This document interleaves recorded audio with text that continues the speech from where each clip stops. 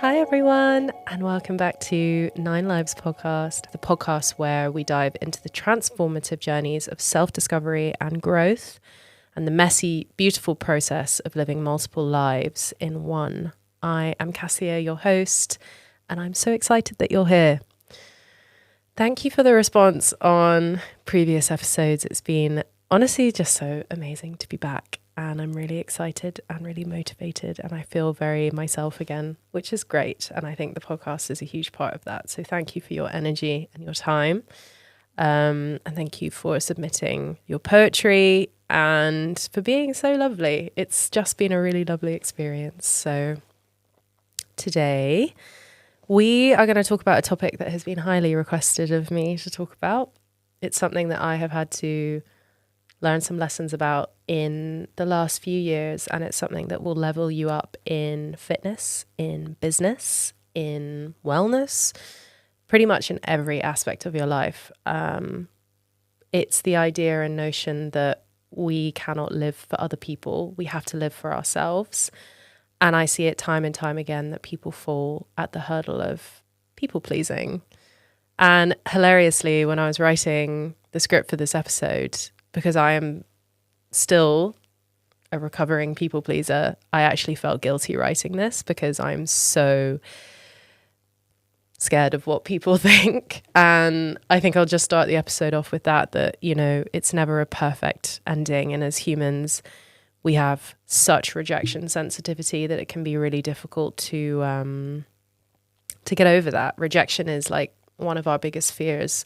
We are people who thrive in a collective space, and we need our tribes and we need validation from each other. And when something you want is on the other side of upsetting or going against the status quo, it can be really hard to push forward regardless of that. And I think that most of the most brilliant moments of my life have come after disappointing quite a lot of people. And really the key to happiness is to disappoint as many people as you can to avoid disappointing yourself. And that's a real hard truth. And one that, funnily enough, when I speak to friends in older generations, I have friends in their 40s, 50s, 60s, not that it's older, very young, but they all say the same thing, that the biggest regret that they have is they wish they'd lived more for themselves and less for other people. It seems to be just a common theme throughout all of their stories. And, you know, if you add up like the minutes and seconds and hours and days and months that you spend your time on this planet thinking about other people's perception of you, imagine if you spent that time on self-improvement or on your dreams. You know, you'd have probably reached a lot more goals already. And that can be quite a hard one to swallow. And I think obviously I had a crash course in this from blowing up online, because that's just like, immediately you have to get used to people having an opinion every single day that is a negative one about, you know, you or about what you're doing. And to continue on regardless is a hard lesson, but it's definitely one that has meant that I've been able to be successful at what I've wanted to do. Had I have listened to people who told me not to change my career, not to run ultras, not to start a podcast, not to, you know, start businesses and have multiple ventures, and, you know, or that I'm silly or I'm cringe or, you know, whatever the next thing is, then I wouldn't be here, and I wouldn't have done what I've done. And really that's a huge hurdle that so many of us fall at. And it's one I wanted to speak about today. So they are two interconnected topics, which is setting boundaries and breaking free from people pleasing. When you struggle with your confidence, it can be so hard to let go of what others think of you. To live the life you want, you will have to get used to disappointing people. Teach yourself that adults can be upset, but it isn't your role to fix everyone's issues.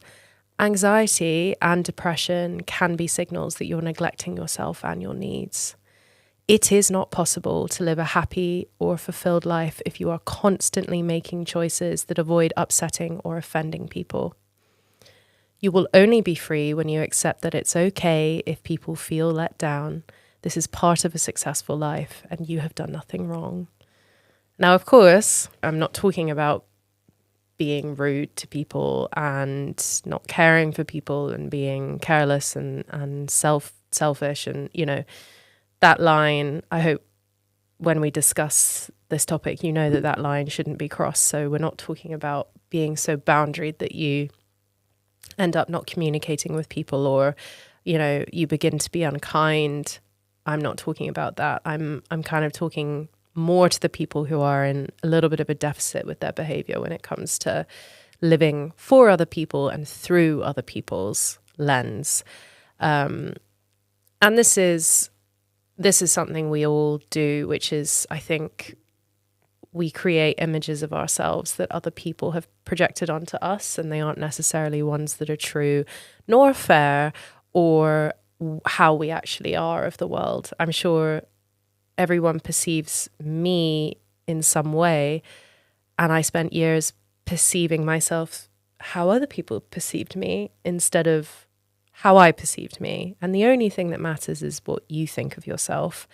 And if that can become unshakable, then, well, I think that's probably true nirvana, isn't it? And I don't think anyone gets to that point, maybe bar like Ram Dass or Buddha, because it's really, really hard to shake off that judgment. But, you know, I would say a really good way of beginning this journey is to flip it on its head and watch how you judge others, and watch how you know, maybe have preconceived notions or have ideas about things that might be incorrect or maybe aren't as patient with people. You have to act in the world and put the energy out into the world how you would want the energy to come back to you. So that's probably a first step.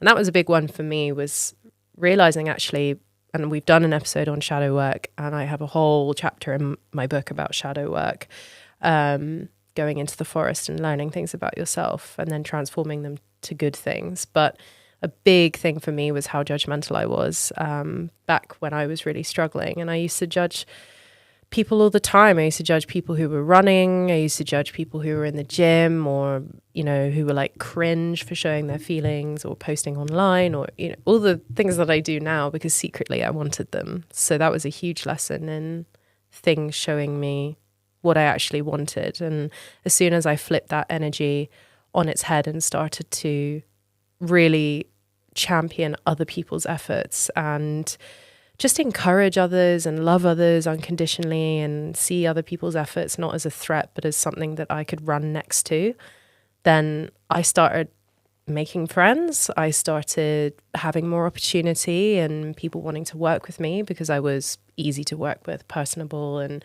motivational. And I think that kind of energy you put out is really important. But this is all incredibly terrifying. And if you've ever found yourself saying yes when you wanted to scream no, then this episode is for you. If you felt drained trying to keep the peace at the expense of your own peace, well, you are not alone. I wanted to explore how to create radical peace through boundaries, self-confidence, and reclaiming your power. So this is a question I'm going to start with because this is something that I learned in therapy over the last year when dealing with some difficult decision making and difficult relationships, which is, where do you see yourself in position to other people?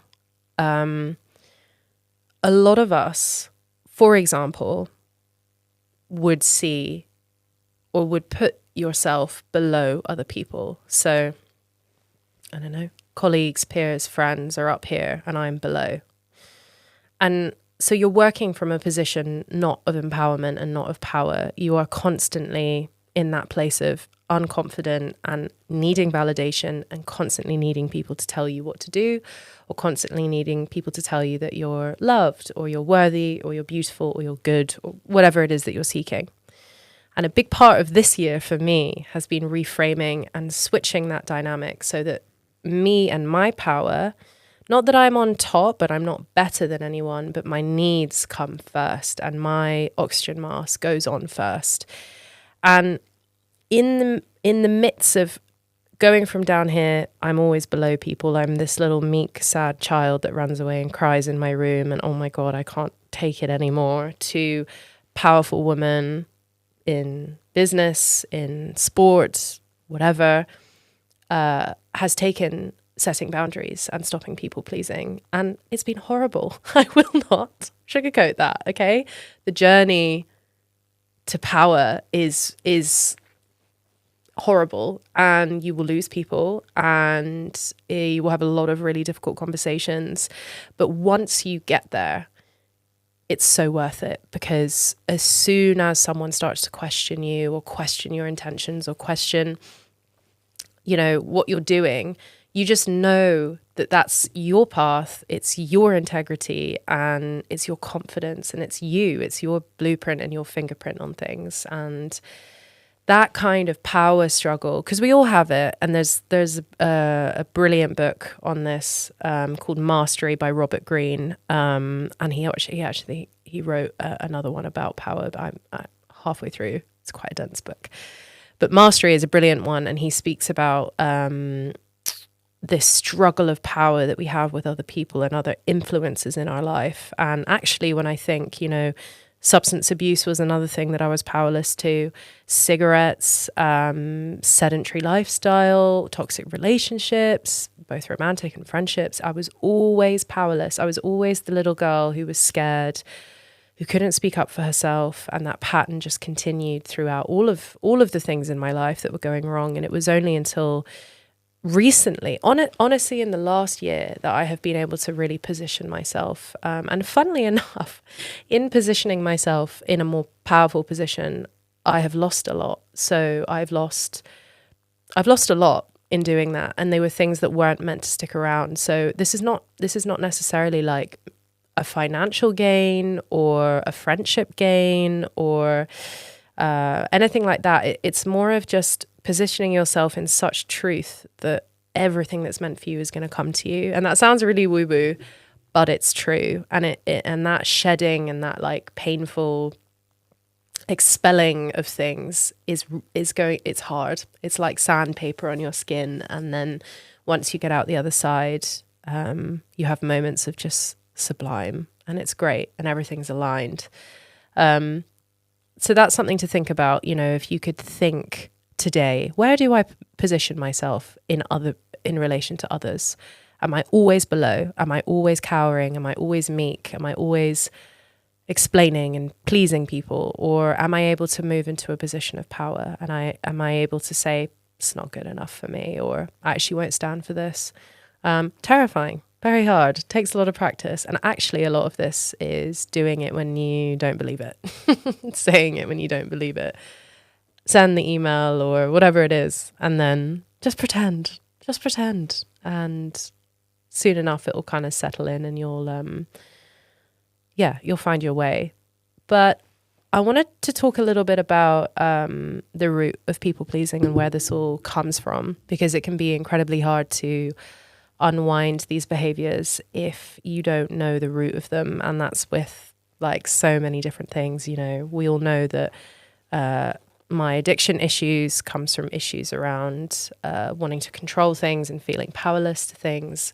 And my people pleasing comes from being bullied at school. And this is something that a lot of people will probably relate to. And it's something I don't think we know. Well, we've done an episode all on it, but the lasting effects of that are very, very difficult. And, you know, there were a lot of instances and a lot of stories I could tell about being made to feel like I wasn't allowed to belong with people, or, you know, people would invite me places for a joke, and then I'd get there and they'd all laugh at me, and or they'd write horrible things about me on Facebook. And, you know, I don't know what it was about me. I mean, it was probably the My Chemical Romance t-shirts and very strange behaviors that did it. But, you know, I felt very other, and I felt very unwanted. And that's where my habit of people pleasing came in, because I thought, right, well, if I could, you know, save up my pocket money, and maybe I could buy these girls like some cigarettes or some wine, and they'd think I'm cool, or I can go to this party, and maybe if I like, I don't know, try to find something cool to wear, and then, you know, shower them with lovely messages and give them everything I have, then maybe they will like me. And they never did like me because they're not nice people. So I don't know why I wanted them to. But when you're at school, you can't really have those sort of cognitive ideas yet. But I'll never forget. I was at a party once when I think we must have been 15, I think. And it was in a really weird time in my life. I think every 15-year-old girl is probably having a weird time in their life. And the girls in my school were very beautiful, and they were from very different worlds to me. And anyway, we went to a party together. I'm not sure why I was invited, and I really shouldn't have gone, but it was a pool party, and that was already, hideous for a teenage girl to be in swimwear in front of people you go to school with, especially when you are struggling with your relationship to food and your relationship to your body. It's already very upsetting. And then just in the middle of the party, this guy basically turned off the music and told everyone that I was the ugliest girl in the year. And I just remember this like sinking feeling of like, oh, okay, like it's one I've had many times before because I've been called names before, been told that I'm a scrape, been told I don't belong. But being so blatant, it was like two parts. One was, I just want to disappear. And two was, I can't believe someone has been that mean when all I want to do is please you. And I'm here begging and preening myself and like plucking every hair and putting makeup on and trying to hide things and just so you'll accept me, just so I'll please you. And you've done that. And that makes me feel like completely powerless and in that deficit again.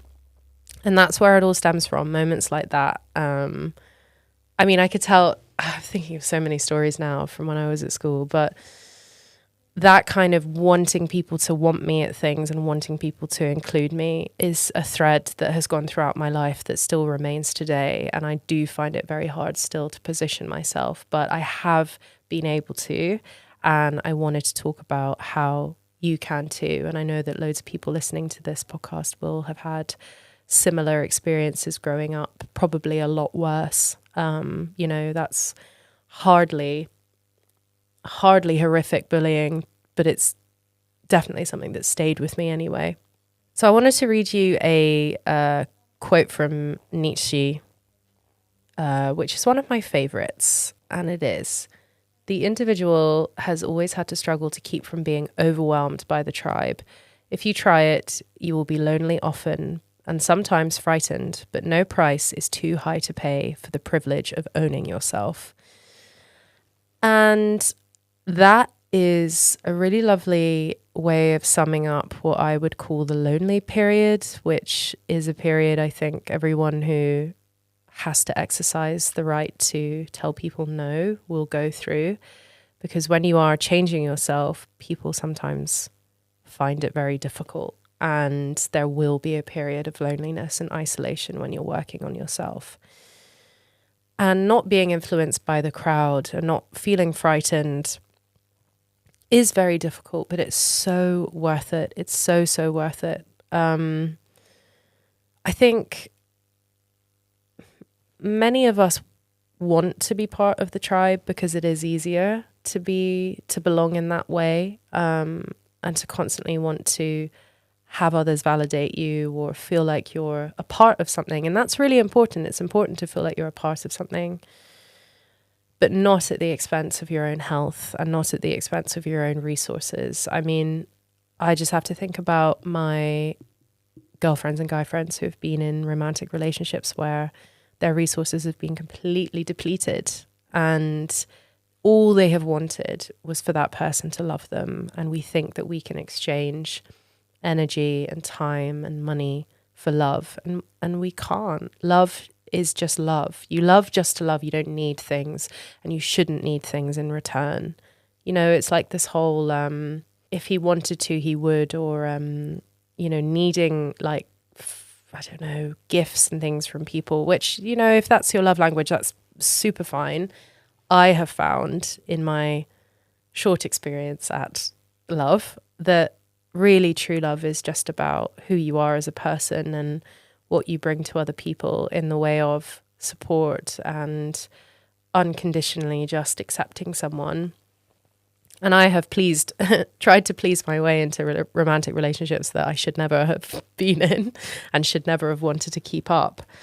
So this can stretch through many, many things, whether it is business or romance or friends. But it is incredibly hard to unwind.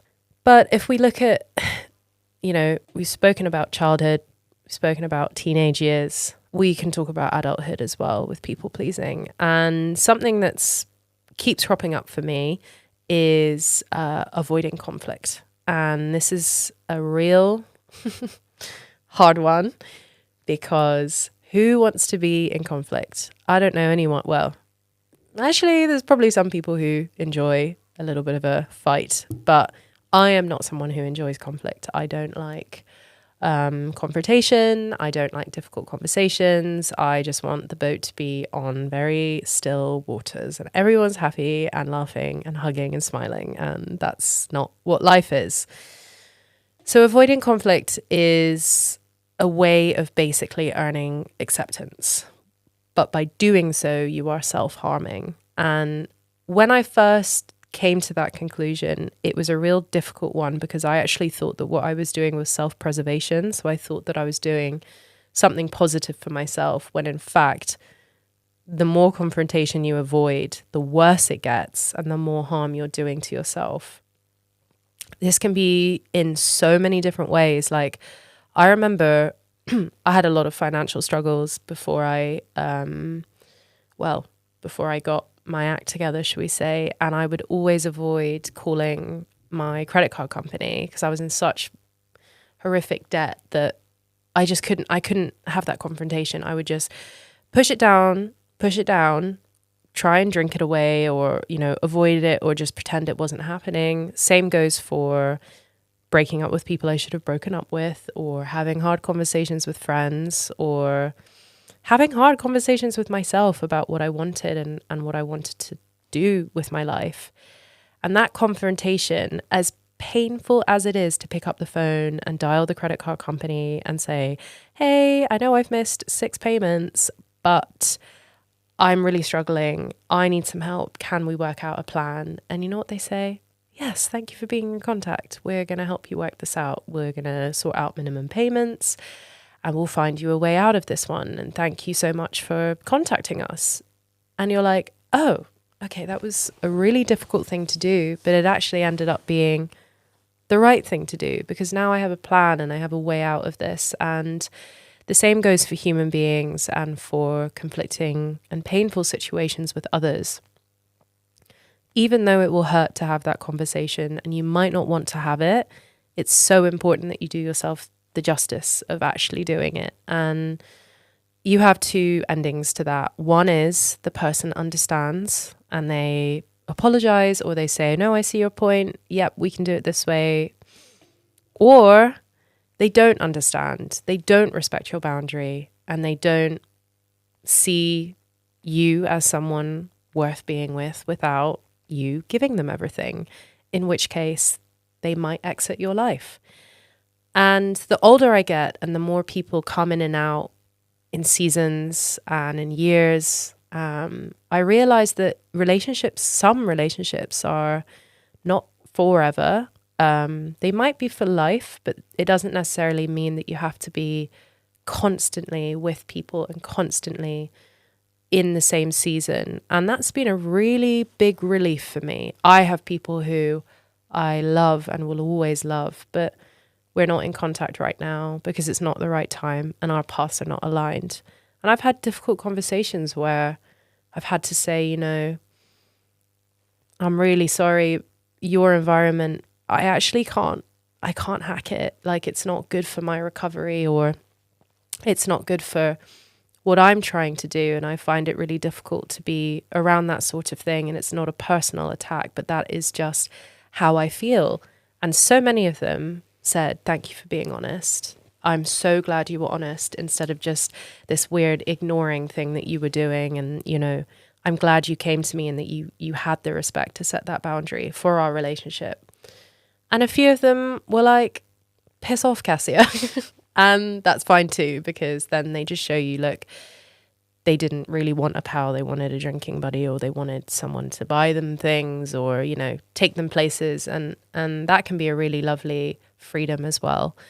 So in letting go of people pleasing, I think it really helps you see who your people actually are. And it can be in work relationships too, you know, as adults, when we move into spaces that are more professional and the stakes are higher and there are more people involved, you can see things like overcommitting to projects, staying late at work, taking on tasks outside of your role, just to be seen as a team player. In relationships too, apologizing for things that aren't your fault, constantly over-explaining your feelings because you're terrified of being abandoned or misunderstood. And it isn't until someone usually hits burnout, emotional, physical, or mental, that you realize how unsustainable that whole thing is. And that's what it took for me, was full-on burnout. And we spoke about that in episode 1, but a huge part of it was taking on too much, staying up too late, and overcommitting to things that, because you're wanting people to like you and you're wanting things to go well, you just say yes. And that fear of abandonment is in all of us, I believe. But I think for some of us who have had tricky relationships, parents leave, or people die suddenly, it can be very difficult. And I've spoken about my uncle a few times, but, you know, I've had a couple of people last year die very suddenly. And it never gets easier to get over that fear, I think, of bad news and abandonment. It's really hard, and that's so ingrained. And often it can be difficult when you are so scared of people leaving you to set those boundaries and to not want to please your way into people sticking around. But if they really love you and if they really care for you, they won't abandon you. And also, the only thing that really matters is that you don't abandon yourself. And coming to that conclusion is one of the most empowering feelings in the world. I was seeing someone very unsuitable at one point in, let's say, and I don't want to give a year, but just someone that, this was before I'd gone on my like big spiritual mental health journey, and I'd arrived at a kind of place of shaky but firm confidence. And I remember meeting this person. This was COVID, pre-COVID, I'll be vague. But meeting this person and just feeling like the stars had aligned. And it was like, yes, I'm starting this journey in weight loss and fitness, whatever. And I've met this person and they're going to just be everything to me. They're going to make me feel great. They're going to be the validation that I need, that I'm better and I look amazing and I'm fantastic and it's all going so well. And, you know, we had a whirlwind time. And inevitably with people who are unsuitable and definitely not on your level, things ended abruptly through text message. And that abandonment and all those feelings of being at school, being told I don't belong, being told I'm the ugliest girl in the year, always being the one that struggled with food and my weight, all came crashing over me. And it derailed me from my own journey for like 2 to 3 months. And now I look back and I just want to shake myself and be like, oh, you did not need the validation of that human being. You really didn't. You were latching on your abandonment issues and your confidence issues into a person who could never fulfill you in those ways. The only person that can do that is yourself. And I came to that conclusion because I was wallowing and I was in this self-pity, self-sabotage cycle once again. Big relapse. And I remember sitting on my bedroom floor and being like, who are you waiting for to come get you, by the way? Like, who are you waiting for to come through the door and grab you by the, you know, collar of your shirt and pull you up and put your running shoes on and sort your life out? It's you. You are the one that will empower you. You are the one that will please you, and you are the one that will validate you, and you will never abandon you.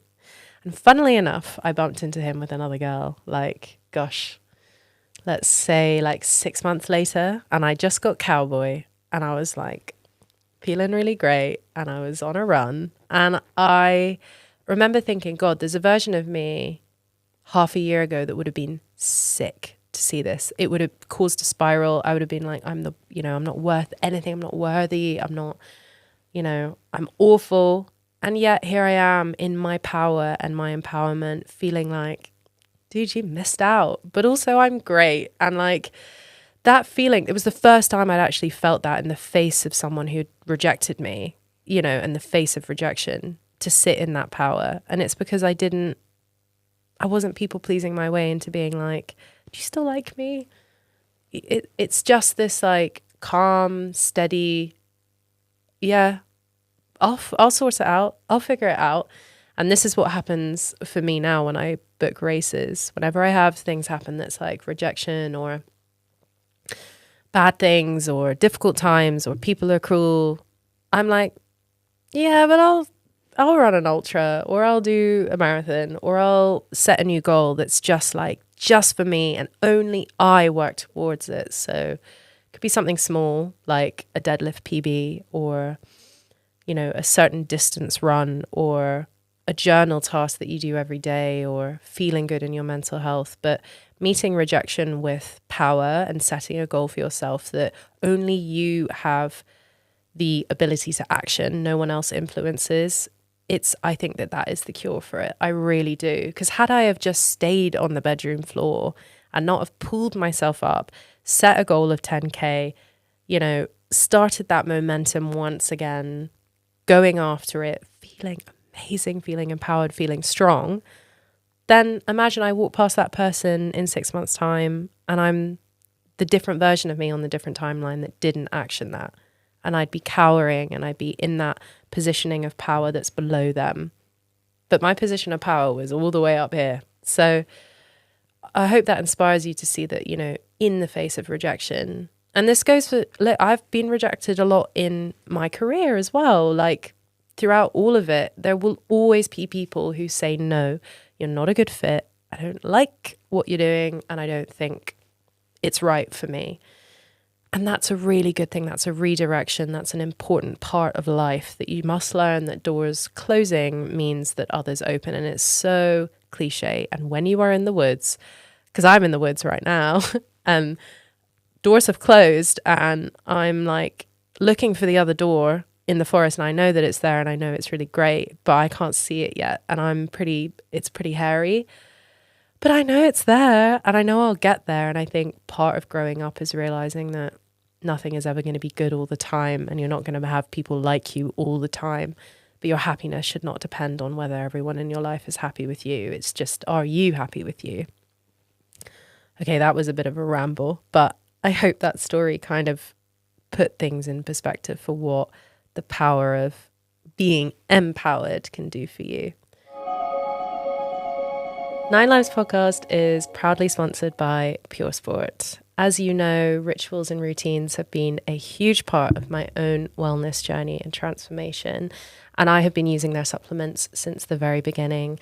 Things like their mushroom complex, magnesium, and the muscle balm have honestly changed the game when it comes to my recovery and performance. You can use the code 9lives at checkout for a discount. Thank you so much, Pure Sport, for sponsoring this podcast. If we take a closer look at what people-pleasing costs us, what does this look like in practice? For some, it's overcommitting to obligations, stretching yourself too thin. For others, it's avoiding conflict, sugarcoating your words, or pretending to agree with something that you do not believe in. Big one. So here's the thing. People-pleasing often comes from a good place. We want to be liked. We want to avoid discomfort for others and ourselves. But when we prioritize everyone else's needs over our own, the cost is steep. If you think about it, when you're constantly saying yes to others, how often are you saying no to yourself? Saying yes to extra work you didn't want, yes to plans when you're burnt out, yes to staying silent when your gut is screaming to you to speak up. Now let's imagine this. Instead, saying no without guilt, setting boundaries that protect your time and your energy, and feeling good about it. That's the foundation of radical peace, choosing what aligns with your values and letting go of the rest. And it can be as simple as like little things, like I don't go out on Friday nights, for example. That's just a rule that I set for myself because I have a hectic weeks of a lot of exercise, a lot of like mental work, a lot of physical work, and juggling a lot of different things. And I know by Friday, by 5 p.m., I am spent and I need to play with sensory toys or watch a fantasy film and lie on the floor with my dog. I know that I need that. And as I've got older, I've noticed that if I let that boundary be broken and I'm like, oh, fine, I'll come see you for dinner or whatever, the whole weekend is a write-off. I'm in a bad mood and I have no energy. Whereas if I know in my mind, I know I've got Friday night to myself and I can have a bath and I can just finally just like, I don't have to communicate with people. Then I know that the rest of the weekend I can be social and I'm able to please people in that way because I want to be with my friends. And that's something that people just know now. They're like, Cass is not going anywhere on a Friday. And that's a really lovely boundary. It's something that's really simple, but it's really changed my life. And it's really changed how I see my weeks. This could also look like working patterns. So taking a look at your energy levels throughout the day. Energy mapping is something that I have been doing recently, and it's really changed a lot about how I work and how I do things. So that could look like, I know, for example, I'm most energized when I first wake up. I am like, here we go. It's a new dawn. It's a new day. So I know that from like 6 a.m. to 9 a.m. is a window of like ideas, brilliance, just like creative abundance. And then I have a little bit of a dip after I eat breakfast. And then I'll usually train at lunch, and then I'm pretty low energy towards the end of the day. So I try to book my meetings in the afternoon because they don't have a lot of like, it's not so much a creative practice to have a meeting. It's usually just meetings with accountants or whatever. So that way I know that my energy map kind of goes like this, and there's a dupe and then there's a peak when I train, and then whoop all the way down. And, you know, sometimes it's just about saying, I can't, even though you can, I can't take the call this morning. Could you do after 2 p.m.? Just ask the question, you know. And for all of us who are not self-employed, I understand that you might not have that luxury, but there are ways now of working. My friends who work in agencies, especially graphic design, they have quite a fluid way of working in the office, and they are allowed to design their work days a little bit more when it comes to creative tasks, admin tasks, and then team tasks. So this energy mapping idea, it doesn't have to just be 24 hours as well. It could be like week to week. You could look at your cycle. You can look at where you are in your menstrual cycle. That's a big one. Sorry, lads. I know 40% of you are dudes, but it is a big one. For example, I usually have like 2 weeks of the month where I'm really energized and 2 weeks of the month where I'm pretty insular and I get quite blue. So I know that like first half of the month, usually that's the time for me to be at events. That's the time for me to be hitting it hard with training. Towards the end of the month is usually when I'm a little bit more relaxed and wanting to be a bit more introspective. And I try and be a little bit more boundaried and listening to my energy cues in that way. And I think more people should try to pay attention. And you can actually do this by setting timers throughout your day, just like alarms. This is how I do it. Just every hour I put on an alarm and I marked my energy levels out of 10. And I do it cognitive and physical. And then I can kind of make an energy map. And that's a really good way of then being able to look at your energy map and set boundaries from that place of, this is who I am as a human being. And this feels really good and really sacred to put that boundary in place and protect my energy in that way. So a boundary is not a wall, it's a bridge to healthier relationships, including the one with yourself. Think of boundaries as an act of self-love and self-respect. For example, let's say you have a friend who always calls to vent for hours, but never asks how you're doing. You love this friend, but every call leaves you feeling drained. A boundary might sound like, hey, I value our friendship, but I can only talk for 20 minutes today. The key here is clarity and compassion. Boundaries aren't about punishing others.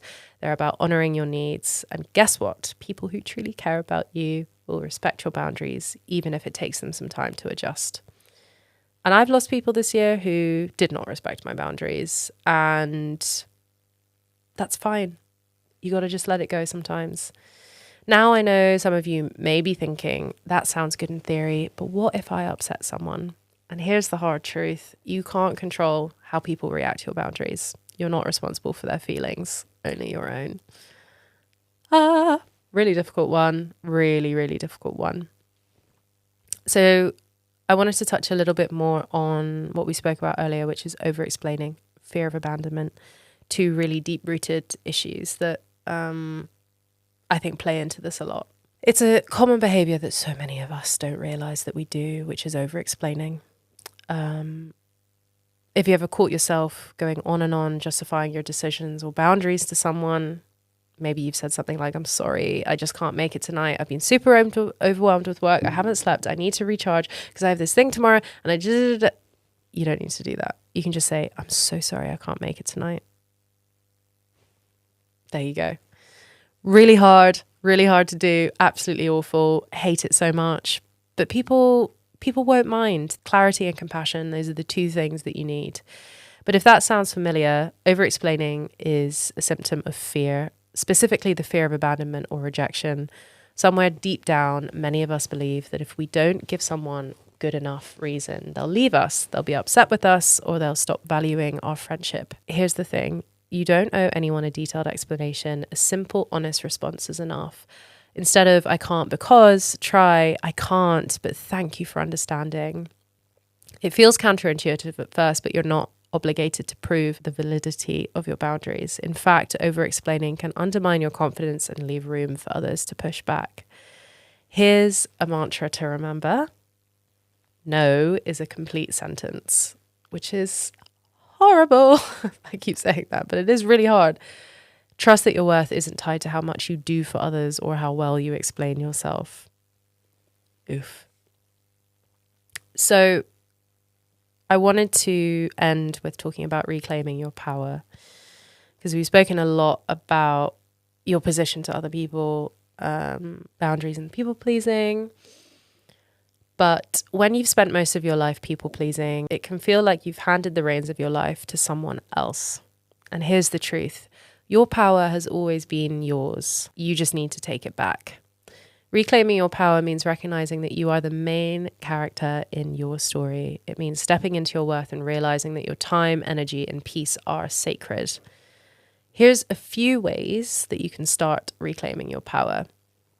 1, stop seeking permission. You don't need anyone's approval to make choices that are right for you. Trust yourself. 2, own your decisions. Stand firm in your boundaries without apologizing or second guessing. This confidence sends a message to the world. I respect myself and I expect the same from others. Shift your inner dialogue. Replace thoughts like, what if they don't like me, to, do I like how I'm showing up for myself? 4, focus on your circle of control. You can't control others' reactions, but you can control how you respond. Choose to respond with strength and self-compassion.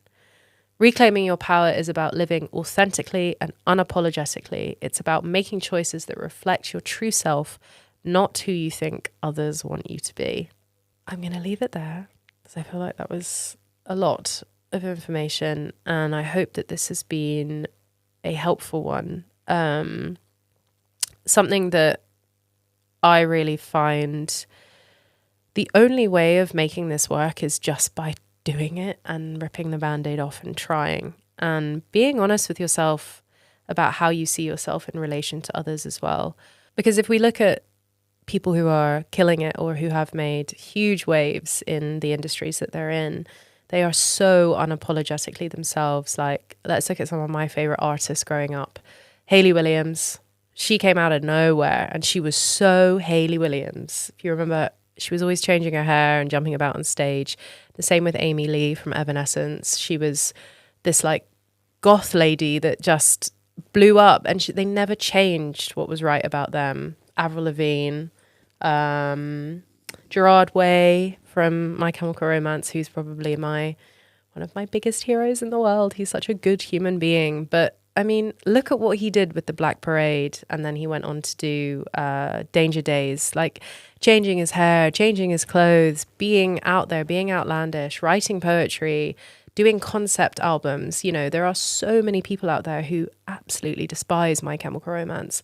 But there is a group of people who just adore them and would probably die for them. And that's me.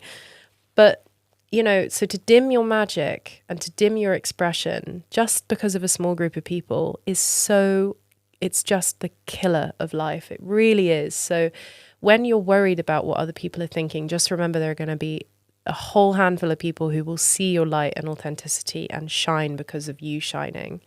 It's really important to express yourself in the way that you're meant to. And while we still have time on this planet, I think, you know, you got to just give it a good old shot and look at your heroes and think of people you look up to, whether it's like, look at the athletes, look at the people killing it in the sprinting game, like Sha'Carri. Do you think she cares about what anybody says about her or what anybody, she has been through so much in the press and people pushing back on her wigs and her nails and how she is in public. And, you know, she is an incredible athlete. And she just said, you know what, F you. I'm going to get a world record. I'm going to win. And she does. And she does it looking fabulous. And people freaking love her because she's her and she's so authentic. And that's really important. And when you think of her, she's in her power. She's in her place. And I hope that you can realign yourself to be in your power as well. So before we wrap up, I wanted to leave you with this thought. Your peace, your confidence, and your power are priceless. Every time you honor your boundaries, silence the urge to overexplain, and reclaim your voice, you're stepping closer to radical peace. Okay, as always, we're going to end with a poem. This one is called The Invitation, and it's by Oriah Mountain Dreamer. It does not interest me what you do for a living. I want to know what you ache for. And if you dare to dream of meeting your heart's longing, it doesn't interest me how old you are. I want to know if you will risk looking like a fool for love, for your dream, for the adventure of being alive. It doesn't interest me what planets are squaring your moon. I want to know if you've been touched by the center of your own sorrow, if you've been opened by life's betrayals, or if you have become shriveled and closed for fear of further pain. I want to know if you can sit with pain, mine or your own, without moving to hide it, or fade it, or fix it. I want to know if you can be with joy, mine on your own, if you can dance with wildness. And let the ecstasy fill you to the tips of your fingers and toes, without cautioning us to be careful, to be realistic, to remember the limitations of being human. It does not interest me if the story you are telling me is true. I want to know if you can disappoint another to be true to yourself, if you can bear the accusation of betrayal and not betray your own soul, if you can be faithless and therefore trustworthy. I want to know if you can see beauty even when it's not pretty every day, and if you can source your own life from its presence. I want to know if you can live with failure, yours and mine, and still stand at the edge of the lake and shout to the silver of the full moon, yes.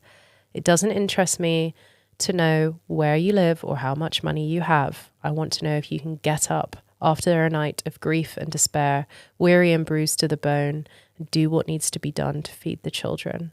It doesn't interest me who you know or how you came to be here.